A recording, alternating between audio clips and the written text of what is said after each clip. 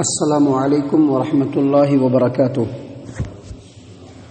اعوذ باللہ من الشیطان الرجیم، بسم اللہ الرحمن الرحیم۔ وَإِذَا طَلَّقْتُمُ النِّسَاءَ فَبَلَغْنَ أَجَلَهُنَّ فَأَمْسِكُوهُنَّ بِمَعْرُوفٍ أَوْ سَرِّحُوهُنَّ بِمَعْرُوفٍ وَلَا تُمْسِكُوهُنَّ ضِرَارًا لِتَعْتَدُوا وَمَنْ يَفْعَلْ ذَلِكَ فَقَدْ ظَلَمَ نَفْسَهُ وَلَا تَتَّخِذُوا آيَاتِ اللَّهِ هُزُوًا وَاذْكُرُوا نِعْمَةَ اللَّهِ عَلَيْكُمْ وَمَا أَنزَلَ عَلَيْكُمْ مِنَ الْكِتَابِ وَالْحِكْمَةِ يَعِظُكُمْ بِهِ وَاتَّقُوا اللَّهَ وَاعْلَمُوا أَنَّ اللَّهَ بِكُلِّ شَيْءٍ عَلِيمٌ۔ محترم سامعین اکرام، سورۃ البقرہ سورہ نمبر 2 اور اسی سورت سے آیت نمبر 231 آپ کے سامنے تلاوت کی گئی۔ سامعین اکرام، اس آیت کریمہ میں اللہ تبارک و تعالیٰ نے فرمایا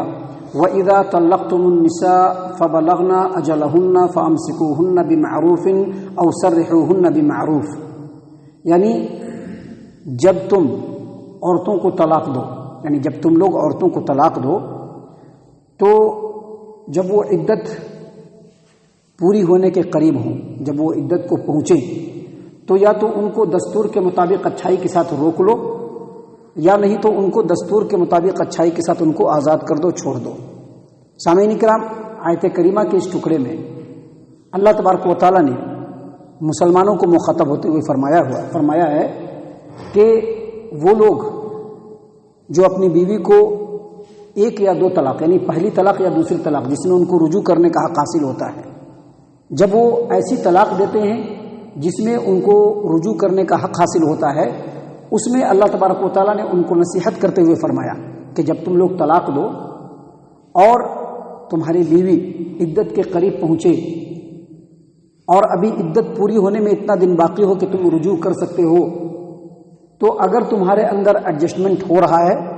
تو اچھائی کے ساتھ اس کو اپنے نکاح میں رجوع کر لو، اس کو پھر سے تم واپس لے لو، اور جو رجوع کر رہے ہو تو اس کے اوپر 2 گواہ بھی مقرر کر لو، اور آگے یہ نیت کر لو کہ اچھائی کے ساتھ زندگی بسر کرنا ہے۔ لیکن اگر یہ نہیں ہو سکے اور تم کو لگے کہ نہیں ساتھ میں نہیں رہ سکتے ہیں، تو ان کو پھر دستور کے مطابق اچھائی کے ساتھ ان کو ان کی عدت پوری کرنے دو، اور جب ان کی عدت پوری ہو جائے تو بغیر کسی اختلاف کے، بغیر کسی انتشار کے، بغیر لڑائی جھگڑے کے، بغیر گالی گلوچ کے ان کو اچھائی کے ساتھ ان کے اپنے گھر سے ان کو رخصت کر دو۔ اسی بات کو اللہ تبارک و تعالیٰ نے یہاں پر بیان فرمایا وَإِذَا طَلَّقْتُمُ النِّسَاءَ، جب تم عورتوں کو طلاق دو، فَبَلَغْنَ أَجَلَهُنَّ، اور جب وہ اپنی عدت کے قریب ہوں، فَأَمْسِكُوهُنَّ بِمَعْرُوفٍ، تو یا تو ان کو اچھائی کے ساتھ روک لو، أَوْ سَرِّحُوهُنَّ بِمَعْرُوفٍ، یا ان کو دستور کے مطابق ان کو آزاد کر دو۔ سامعین اکرام، اس سے یہ بھی پتہ چلتا ہے کہ ہمارے سماج و معاشرے کے اندر جو بیک وقت 3 طلاق دی جاتی ہے وہ صحیح نہیں ہے، کیونکہ بیک وقت 3 طلاق جو دیا جاتا ہے اس میں رجوع کی کوئی صورت ہی نہیں ہوتی ہے۔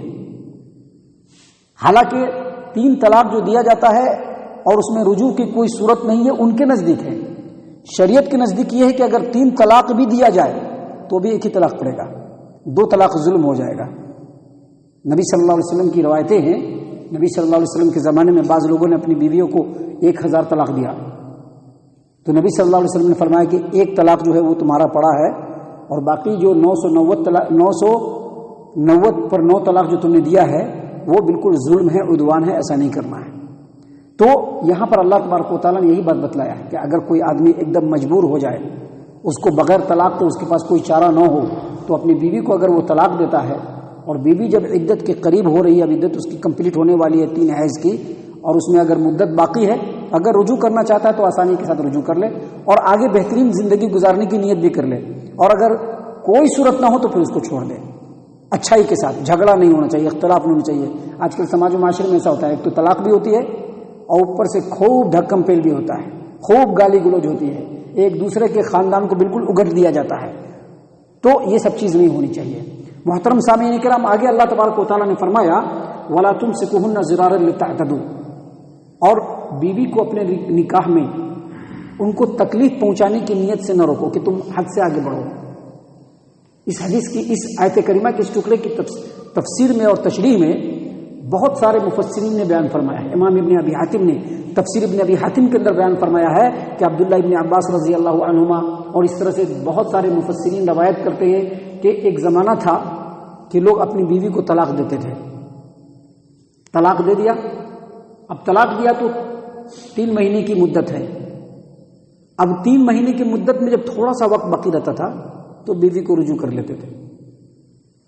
تاکہ اس کو تکلیف پہنچائے، دوسرے کے پاس نہ جا پائے. اور پھر رجوع کرنے کے بعد پھر جب طلاق دینے کا وقت آتا تو پھر طلاق دے دیتے تھے. یعنی طلاق دیتے تھے رجوع کرتے تھے، طلاق دیتے تھے رجوع کرتے تھے. کیوں رجوع کرتے تھے؟ تاکہ اس کے تکلیف کی مدت جو ہے وہ طویل ہوتی چلی جائے. اللہ تبارک و تعالیٰ نے کہا کہ ایسا نہیں کرو. اللہ نے ڈانٹ ڈپٹ کیا، کہا کہ ایسا نہ کرو. ولا تمسکوہن ضرارا لتعتدوا، اور دیکھو اپنی بیوی کو تکلیف پہنچانے کی غرض سے اور اس کے اوپر زیادتی کرنے کی غرض سے اس کو اپنی نکاح میں نہ روکو. رکھنا ہے تو اچھائی کے ساتھ رکھو، نہیں تو ان کو آزاد کر دو. اللہ نے آگے مزید فرمایا وَمَن يَفْعَلْ ذَلِكَ فَقَدْ ظَلَمَ نَفْسَهُ، اور جو آدمی ایسا کرتا ہے وہ اپنے آپ پر ظلم کرنے والا ہے. اللہ کے حکم کی مخالفت کرتے ہوئے وہ اللہ پر یا کسی انسان پر جو ہے وہ ظلم نہیں کر رہا ہے، وہ اپنے آپ پر ظلم کر رہا ہے اللہ کے حکم کی مخالفت کر کے.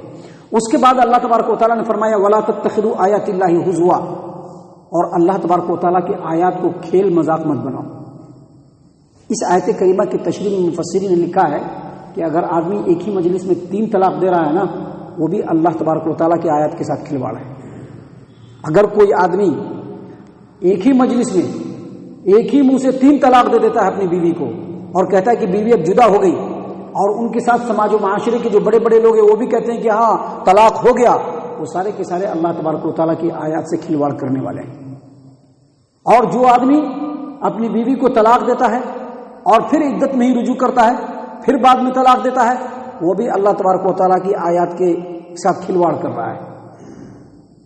جو آدمی صحیح ڈھنگ سے اپنی طلاق نہیں دیتا ہے، امام مسروق فرماتے ہیں، تابعی ہیں وہ بھی اللہ تبارک و تعالیٰ کی آیات کا مذاق اڑا رہا ہے. اور یہ بھی فرمایا مفسرین نے کہ اگر کوئی آدمی اپنی بیوی کو طلاق دے اور کہے کہ میں نے مذاق کیا ہے، اور اگر کوئی آدمی کسی غلام لونڈی کو آزاد کر دے اور کہے کہ میں نے مذاق میں آزاد کیا، تم آزاد نہیں ہو، یا کوئی آدمی کسی عورت سے نکاح کر لے اور کہے کہ میں نے مذاق میں نکاح کیا ہے،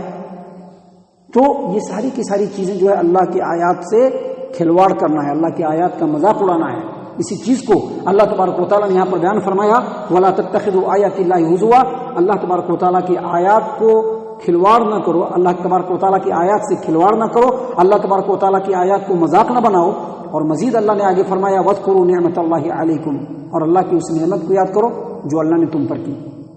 ہمارے اوپر سب سے بڑی اللہ کی نعمت، سب سے بڑی اللہ کی نعمت محمد عربی صلی اللہ علیہ وسلم کا رسول بن کر کے آنا ہے. اللہ کی بہت ساری نعمتیں ہمارے اوپر ہیں، لیکن ہمارے لیے اللہ تبارک و تعالیٰ کی جو بہت بڑی نعمت ہے وہ یہ کہ ہم لوگ رسول عربی صلی اللہ علیہ وسلم کی امت میں سے ہیں. اللہ تبارک و تعالیٰ نے روشن دلائل اور براہین کے ساتھ، قرآن کریم کے ساتھ، اور اللہ کے رسول صلی اللہ علیہ وسلم کو جو علم وحی دیا، جس کے ذریعے سے نبی صلی اللہ علیہ وسلم نے اپنی زبان مبارک سے اپنی امت کی رہنمائی فرمائی، جو حدیث کی شکل میں موجود ہے، وہ سب اللہ کی نعمت ہے جن کے ذریعے سے اللہ تبارک و تعالیٰ نے محمد صلی اللہ علیہ وسلم کو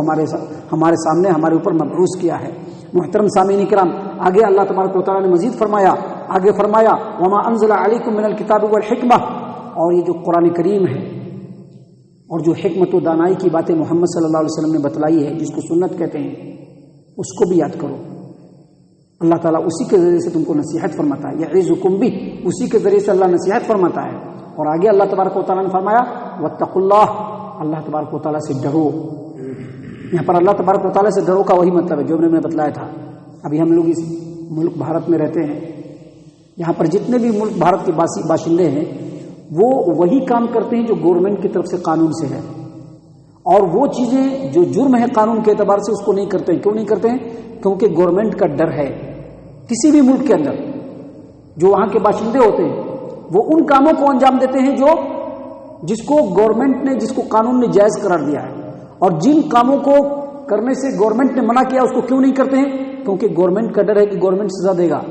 بالکل اسی طرح سے اللہ تبارک و تعالیٰ کی یہ پوری دنیا ہے، اور اللہ کے بندے خاص طور سے مسلمانوں کو اللہ سے ڈرنا چاہیے. اللہ نے جو حکم دیا اس کو کرنا چاہیے، جن چیزوں سے منع کیا اس سے رکنا چاہیے. اسی کو کہتے ہیں تقوی. اللہ نے فرمایا واتقوا اللہ، اللہ تبارک و تعالیٰ کا تقوی اختیار کرو. وَاعْلَمُوا أَنَّ اللَّهَ بِكُلِّ شَيْءٍ عَلِيمٌ، اور جان لو کہ اللہ تبارک و تعالیٰ ہر چیز کو جاننے والا ہے. ہم جو لوگوں کے سامنے ظاہر کرتے ہیں اللہ اس کو بھی جانتا ہے، اور جو دلوں میں چھپا کر کے رکھتے ہیں اللہ اس کو بھی جانتا ہے. ظاہر کو بھی جانتا ہے، باطن کو بھی جانتا ہے، اس لیے ایک انسان کو سمجھ لینا چاہیے کہ عمل وہی کرے جس سے اللہ راضی ہوتا ہے، کیونکہ اللہ ہر چیز کو جاننے والا ہے۔ سامعین کرام، ابھی اس صورت میں آگے اور بھی بہت ساری باتیں ہیں جس کو اللہ تبارک و تعالیٰ نے ہمارے لیے بیان فرمایا ہے۔ اللہ تعالیٰ سے دعا ہے کہ اللہ تعالیٰ ہم تمام کو ان تمام باتوں کے اوپر خوب خوب غور و فکر اور تدبر کرنے کی توفیق عنایت فرمائے۔ اللہ تعالیٰ ہم تمام کو صحیح معنوں میں پکا سچا مومن مسلمان بنائے، اللہ اور اس کے رسول صلی اللہ علیہ وسلم کی اطاعت و فرما برداری کرنے والا بنائے، صحابہ کرام رضی اللہ عنہم کے طریقے پر چلنے والا بنائے، جنت الفردوس میں جگہ عطا فرمائے۔ اے اللہ ہم تمام کو جہنم سے پناہ دے، اے رب العالمین ہم تمام کو جہنم سے پناہ دے، اے مالک الملک ہم تمام کو جہنم سے پناہ دے، آمین یا رب العالمین۔ وما علینا الا البلاغ المبین۔